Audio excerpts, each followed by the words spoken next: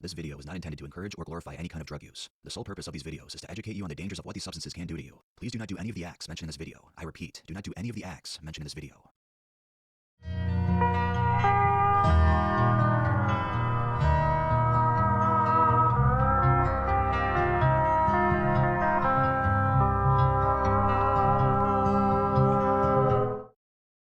Welcome to the world of Tales from the Trip.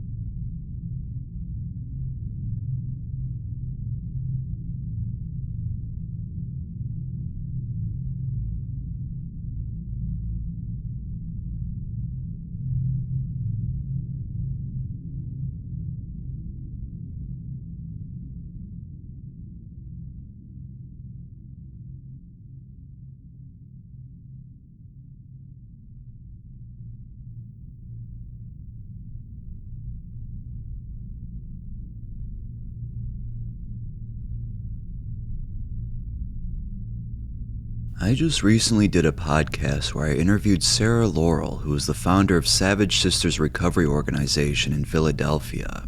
I wanted to ask some good questions and get an update on how bad the Xylazine epidemic is getting over there. For those who don't know, xylazine, also called Trink, is a drug used in veterinary medicine as a sedative with analgesic and muscle relaxant properties. It is used on many different animal species such as cattle, sheep, horses, dogs, cats, deer, rats, and elk to calm and facilitate handling, perform diagnostic and surgical procedures, relieve pain, or act as a local anesthetic. It has become such a huge problem here because it has been contaminated in nearly all the fentanyl, and there are such little traces of heroin left that it is pretty much out of the picture. It has been in the supply since the mid-2010s, but it has recently had a major surge in the past 2 years, where every single addict is on it basically. This epidemic has grown to seismic proportions, and people like Sarah are trying to find ways to slow down the use of it, but there is just so much in the drug supply that it might be nearly impossible. According to Sarah, people come to Philly in the Kensington area because, quote, it's really good dope, and she sees new faces every day, along with the regulars. Xylazine is all over the place, even in my home city of Cleveland, but Philly might be one of the biggest open-air drug markets in the United States. The problem with xylazine is that you cannot reverse the effects with Narcan, only just a little bit, because it is not an opioid. Yes, it is usually mixed with opioids like fentanyl, but Narcan is only used to reverse the effects of opioids, and this is why I think everyone should buy it to always have it on them, especially if you live in big cities like Philly. The most horrific physical effect that xylazine causes is necrosis. Necrosis is basically the death of tissue in the body. It forms when tissue isn't getting enough blood as a result of circumstances like injury, infection, or chemical exposure. But in this case, xylazine, and the resulting damage cannot be reversed. Now, this doesn't happen to everyone, but it does happen a lot of the time. I'm not going to show you pictures of what it looks like, but if you are curious, just search up xylazine necrosis in Google Images, and you will see how bad it can actually get.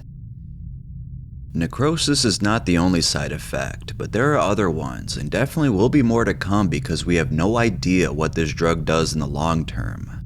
Other effects include drowsiness, low blood pressure, memory problems, and slow breathing and heart rate. The withdrawal effects are anxiety, body aches, fast heart rate, and high blood pressure. Like I just said, we do not know what the effects of xylazine will be and how many other negative effects the drug will create.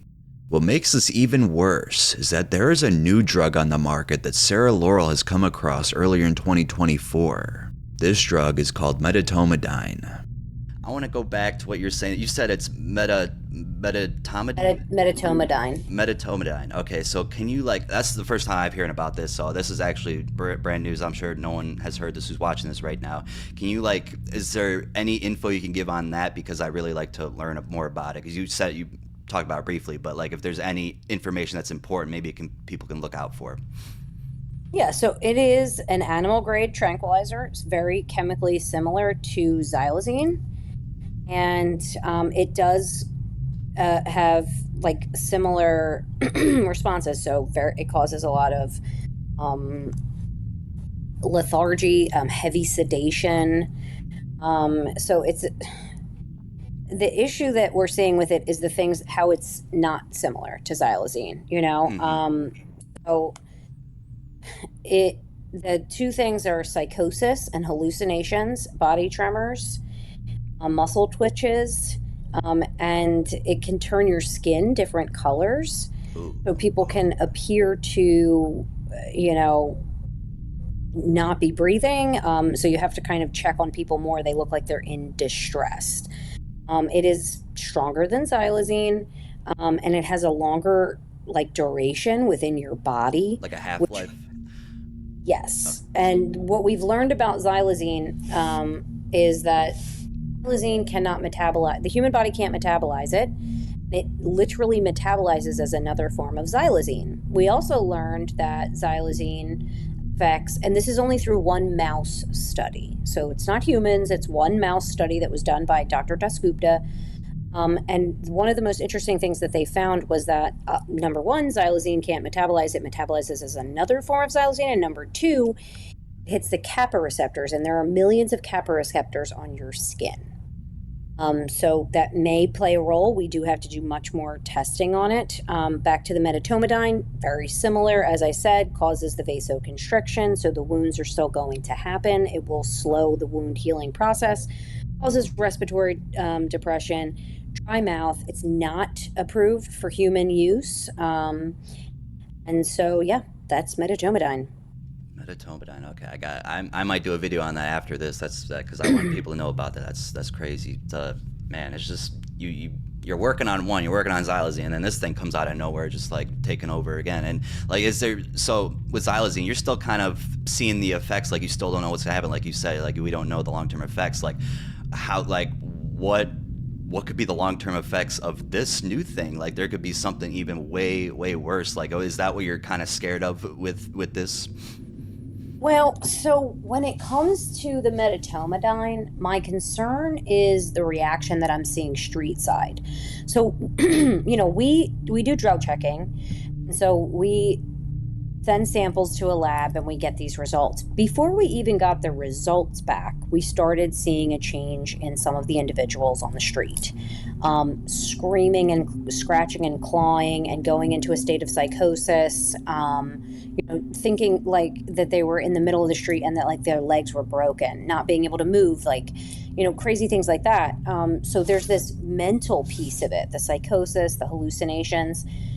Don't know what that's going to look like as this, we thought at first maybe it'll be in like a couple of, stamps and like it'll go away, but it went from being in 1 to 3 to 10. So I'm not going to lie to you. Like, I'm just kind of sitting back, and it was really hard. It's still really hard dealing with xylazine because we still haven't responded to that. And to have this new, more potent animal grade tranquilizer in the supply that has this frightening effect. I don't even know what to do except for sit back and be like, okay, how do we do this? Responding to these overdoses in the past couple of months has been so difficult. I don't even know if that answers your question. I mean, but just so I cover it while we're talking about it, would do the same thing. You would titrate intramuscular naloxone or give a nasal Narcan if you have it. And then you would support the respiratory system. And if it's really cold out, you would try to warm their body. If it's really hot out, you would try to cool their body and, monitor that heart rate because, again, it causes really low heart rates, which can be potentially dangerous. I spoke with a surgeon locally, and he said essentially what is going on if they're experiencing these symptoms is it's almost like their body's having a mini stroke. So it can have some long-term effects on both your heart and your brain. So yeah, that's what we're dealing with. If you thought xylazine was bad, then this is just so much worse. We already have no idea what xylazine will do, and now this drug hits the market in April of 2024 in the midst of an already crippling epidemic. The differences between medetomidine and xylazine is that it causes muscle twitches, psychosis, peripheral cyanosis, which can turn skin different colors, increase in urination, which can cause dehydration, and it is much stronger and longer lasting. The adverse effects include a deep state of unconsciousness, respiratory depression, cardiac and circulatory depression, dry mouth, hypothermia, muscle spasms, low heart rate, high blood pressure followed by prolonged low blood pressure, and vasoconstriction. Remember, this is all that we know now, and there will probably be even more stuff coming soon. This drug is just so new to the market that we only have minuscule knowledge on it. Who knows, maybe once we get some sort of grasp on this, there will be some other drug out there that's even worse. I can only inform you all so much at the moment, so I just wanted to make this video to at least bring attention to the situation. COVID didn't start out too big, but then the whole world got affected. This is what I'm afraid of with medetomidine. It's a great thing that there are people out there like Sarah who are on the front lines of this horrible infestation of powerful drugs that ruin people's lives. Some of you watching may not have even known about xylazine, which is why medetomidine will be such a huge problem. I just want you to all be on the lookout and try to inform people about this. Share this video with people that really need it, and even unassuming people as well. I think the more people that know about this, the better we can act on it. I hope you all have a wonderful and safe day.